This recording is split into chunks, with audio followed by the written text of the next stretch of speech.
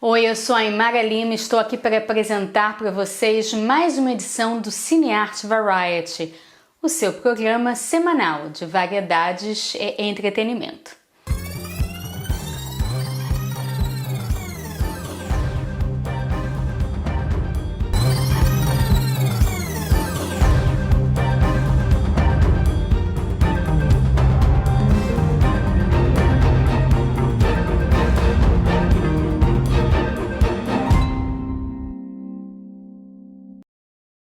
Hoje vocês vão assistir uma entrevista exclusiva que eu fiz com a jornalista italiana Benedetta Argentieri. Ela fez um documentário muito impactante que foi exibido aqui no Festival de Veneza, The Matchmaker. Agora vamos ao trailer e depois à entrevista. I'm okay with being filmed, and my full name is Tuba Bashir Gondal. I was coming from the territory of ISIS in Baghuz.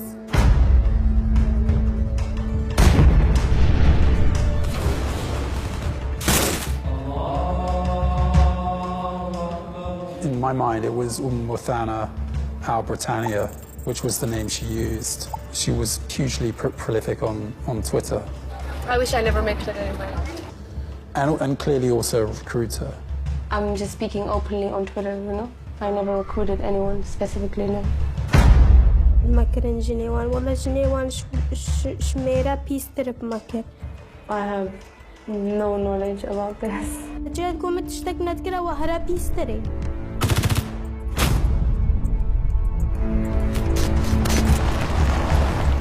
I have completely forgotten that stage of my life, really. It's...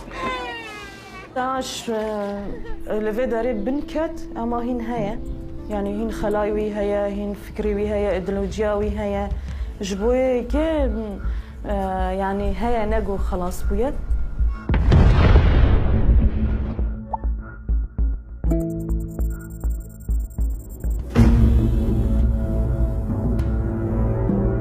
But they must deal with us for the rest of our life. They must deal with us. Eu tô aqui com Benedetta Argentieri. Ela fez um filme chamado The Matchmaker, um filme muito impactante e devo dir-te uau. Thank you. What a film! Thank you. I was like, before reading anything, I saw The Matchmaker, I thought, okay, something light. And it's such a powerful story. Yes, I think so. Well, Yeah. this is why I chose it as well. Not light though, but yes, it was very difficult. Yeah. I worked on the film for 3 years and a half, so it's a long time. And yes, well, finally we are here and we are presenting it. It's really kind of, I'm very nervous Yeah. about it, you know, to see also how viewers will I'm gonna be react. there. Oh, nice. Yeah, Nice. I got a ticket and I was so, yeah. Yes, and also watching it in Sala Grande Yeah. is like, whoa, okay. It's a very huge screen. prestigious, it's amazing, it's gonna Yeah. be Yes. fantastic. Yeah, it's gonna be fantastic. Hopefully, yes. Yes, I'm sure. Thank you.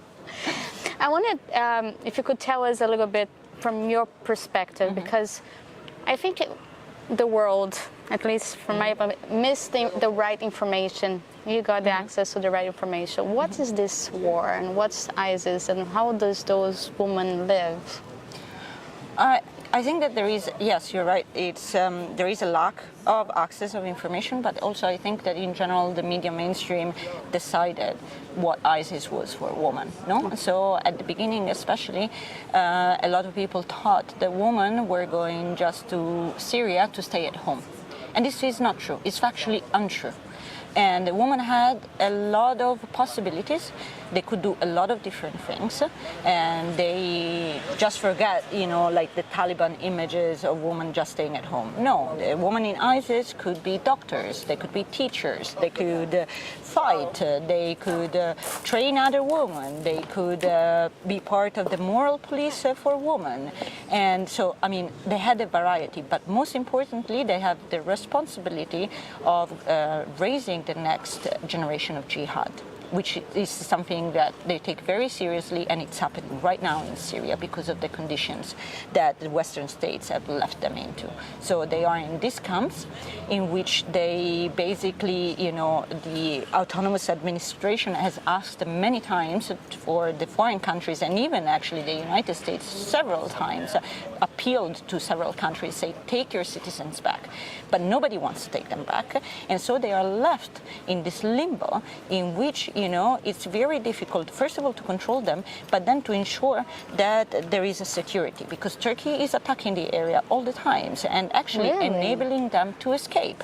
So all of this is creating these problems that are very serious, and the ISIS is regrouping in several areas. They are regrouping in the middle of Syria, in the desert around behind Deir ez-Zor, or around in Iraq as well. I mean, ISIS is not defeated ideologically, and I think that this is also very important. We thought that after the pandemic, all the world went into lockdown and everything else, and we kind of forgot about this, but no, they are there.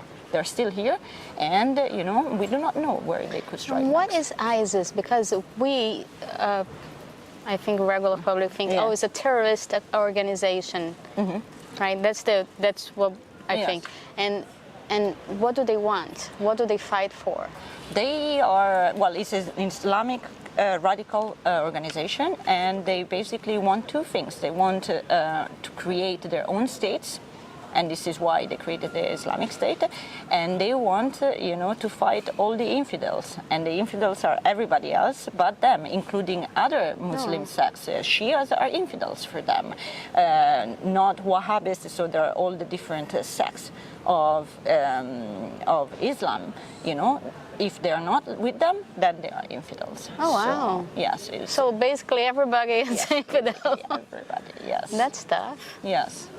So, and this is the thing, that this is the first time, unlike Al-Qaeda, that was a terrorist organization that was targeting, people around the world, but never claimed to build a caliphate. They never wanted to build a caliphate. And this is what is the difference.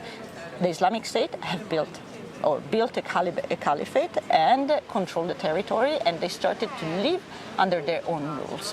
And de facto, having an alternative to the system, they also created their own economic system. They have their own money, for instance. Okay, it didn't work very well because also they didn't have the time, but they were thinking really to build an alternative to liberal democracy, and here we are.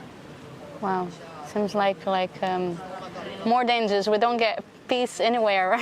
Yes, no, it's very dangerous, especially if we are just thinking about ISIS as crazy people that have not been integrated in their countries, or, devalue them, belittle them. This is very dangerous, because then we do not understand really what they are fighting for and what do they want and why are they coming from our society. So the main purpose also of the film, or one of the main purposes, is also to push the viewers to ask themselves these questions. Which kind of societies are able to, or are, sorry, I'm missing the words, but they are creating this phenomenon. Why is it happening? And I think that the question is more on us than on them. You get a lot of the side from the woman, right? There, how they live, and for us with the ignorance, it's like, oh, we see just the woman with the burqa, and we don't know why they wear the burqa, why they are so suppressed, and how can anybody help, or what is this like? Help, it's I'm not too sure how can anybody help, but again, as I said before, the important thing is to try to understand and ask, and not to judge people in Europe a lot, for the color of the skin, or for their names, or for their religion beliefs, because this create barriers, that sometimes are very difficult to overcome. So I think that it's time, to leave these also colonialist attitudes that we had, behind, and live in the society. But it's tough, because I think for me, seems like the judgment is growing in every sense. It's not just them right now. It's even two white people, two black people. The judgment is growing massive, I think, in social media. People in the world seems so divided, right, left. Here in Italy, in the States, in Brazil. I'm from Brazil. Yeah. So it's it feels like sometimes, what can we do, right? Yeah, I think that these are symptoms of this crisis, of this system that we are living, and it's, as you're very correct, no? There is a polarization in society that is very scary, because people are not able anymore to talk to one another, to understand one another, and social media is creating these bubbles in which, we believe everything that we see in this bubble, and we see it as the ultimate truth. But is there an ultimate truth, really? That I'm not too sure. And I think that we should start having some, steps back and try to see the overall pictures. Like the world is in grave dangers. We have the ecological crisis, we have, this polarization, we have, ISIS, but there is no willingness to find alternatives, to actually understand and try to pacify the society, because there is a lot of tension in society, I'm sure everywhere, yes. Not just in Europe, and in Brazil for sure as well. So this is, I think it's very important to start seeing, things in different ways and not just believe what, your Facebook page says. And how was it for you to shoot this film? I mean, it was very difficult. We had a lot of also technical issues. For instance, first of all, the crew had to be very, very small, and this is the first film I actually shoot myself. Before, I always just directed and never really took a camera. So this was like a challenge for me. And in the tents, especially, the spaces are very confined as well. So it's very difficult to move.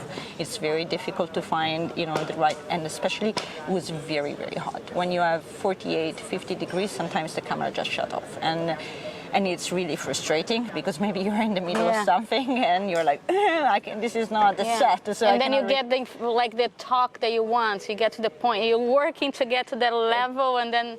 Yes, and then that's it. And on emotional side, it was very difficult, because, to be around and surrounded by a lot of women who made such a decision, to actually, wear the niqab, and it is difficult. You can feel, also the rage that they have towards you. And, because you're blonde, blue eyes, and then you're already like a different there. More than blonde and blue eyes, because a lot of them... And a woman. A lot of them are blonde. Oh, really? And blue eyes. Yeah, because you don't see because of the burqa. Yes, because you have a lot of people from Germany, you have a lot of people from France, you have a lot of people who actually converted to Islam, completely disillusioned by their lives, and decided to join the Islamic State. Yes, I mean, we are talking about literally, according to the CIA, just until 2017. So they're very really small numbers now. We are talking about 100,000 people that have joined the Islamic State. Wow. We, in general, a lot of experts believe that is quite certainly almost double that. And 25% are women from all over the world. 25% are women? Yeah. In the camps right now, in Al-Hol, which is the only camp which remained because Turkey attacked the others, there are 12,000 women and children who are foreigners.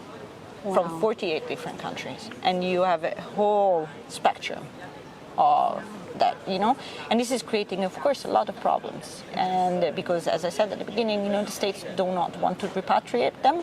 They are in the autonomous administration of northern eastern Syria is trying to take care of them, but they don't have the resources. And plus, Turkey is threatening all the times and attacking all the times, and most of them are freeing. And also repatriate would be a legal dangerous. You need to research a lot, because it can repatriate.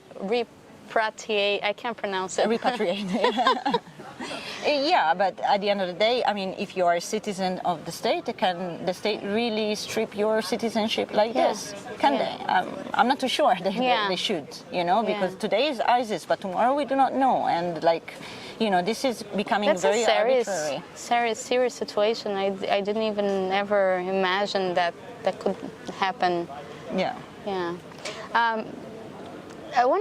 You being there as a woman, did you have any problem?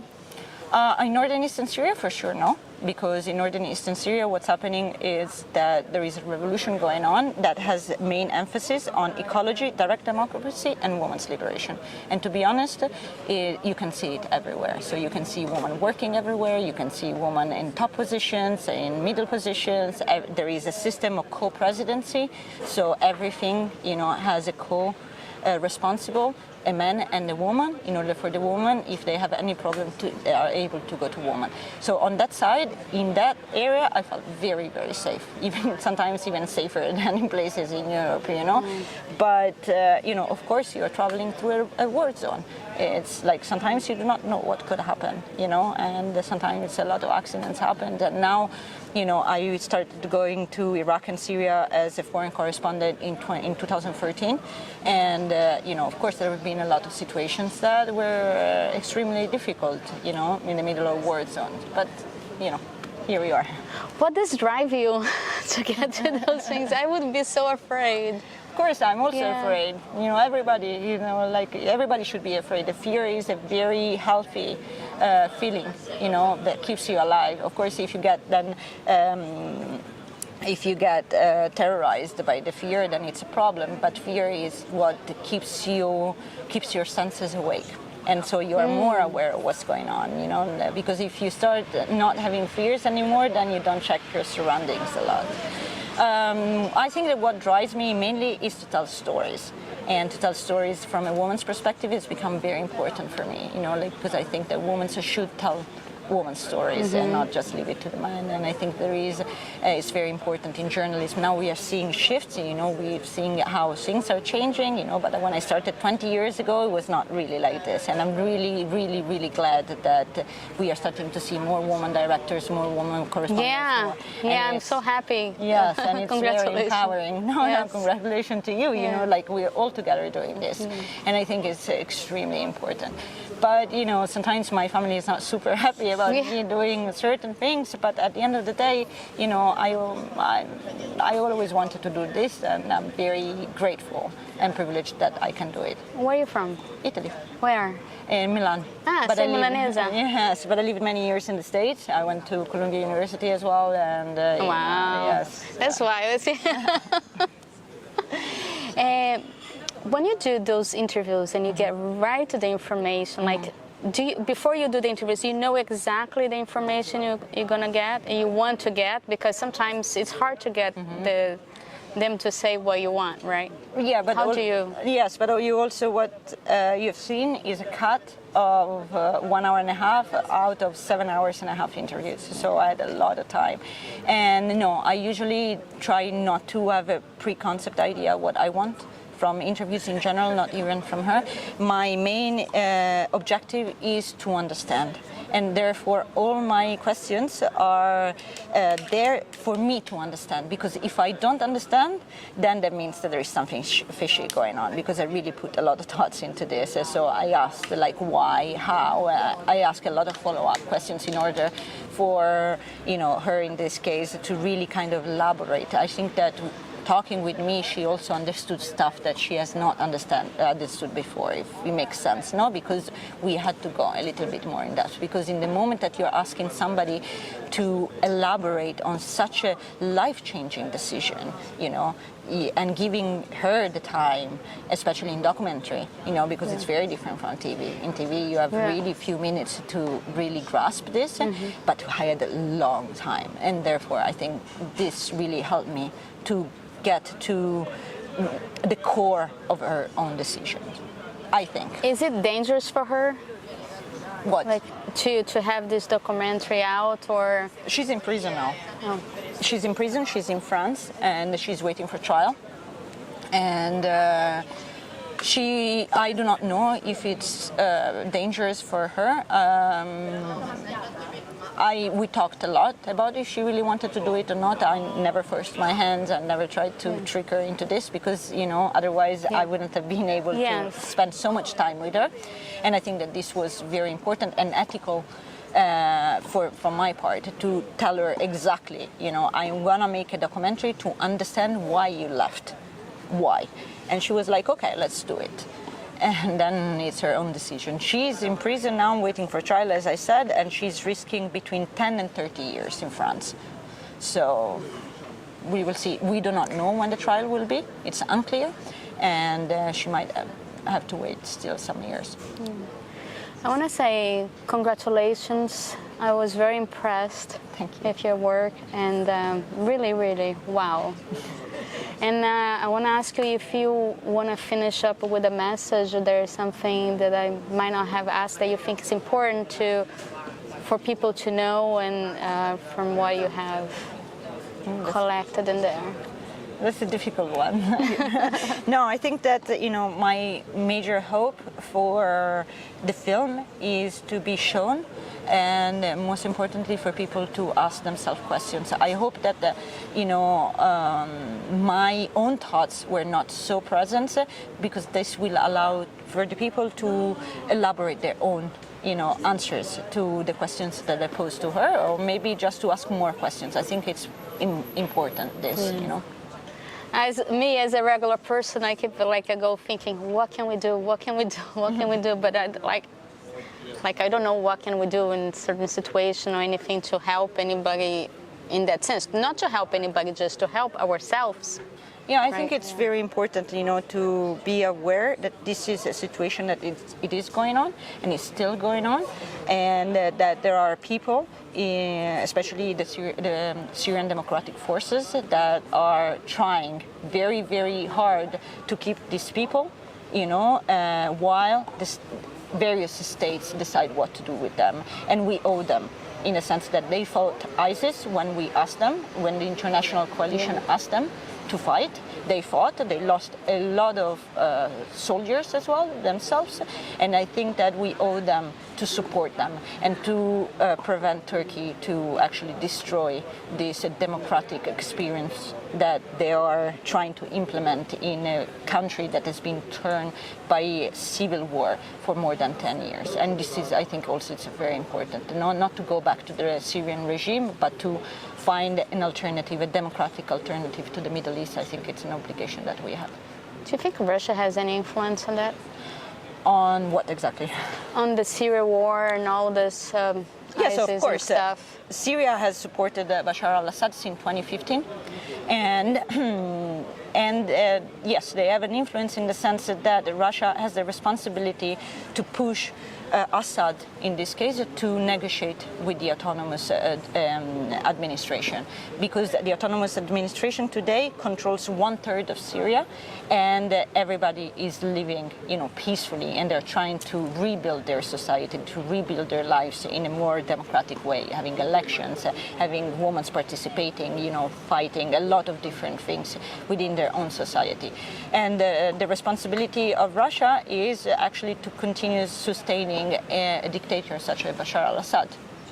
And at the same time, meddling with Turkey. Turkey does not want the Kurds, because this is how if they think about this autonomous administration, to live in a peaceful way. And so they're attacking. So do you think the Ukrainian war has also, the attack in Ukraine has any influence on that? Or there's a reason related to any of that? The reasons for Russia to attack Ukraine, I don't think that has really specific anything to do with Syria, but it's part of a bigger plan, of Russia. And now the fear is that Turkey and Russia, that are negotiating so much on Ukraine, they are starting to negotiate on Syria, and that is cutting out the United States completely from the negotiating table, because the United States is supporting the Syrian Democratic Forces and the autonomous administrations. But if they can't protect it from the attacks, then it becomes very difficult. Yeah. Tough. Tough. Bring a smile with her, beautiful.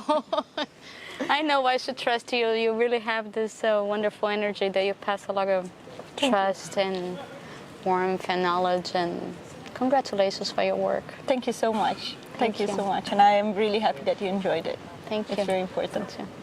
Bye. Thank you. Gostaram? Nós também. Então vocês já sabem.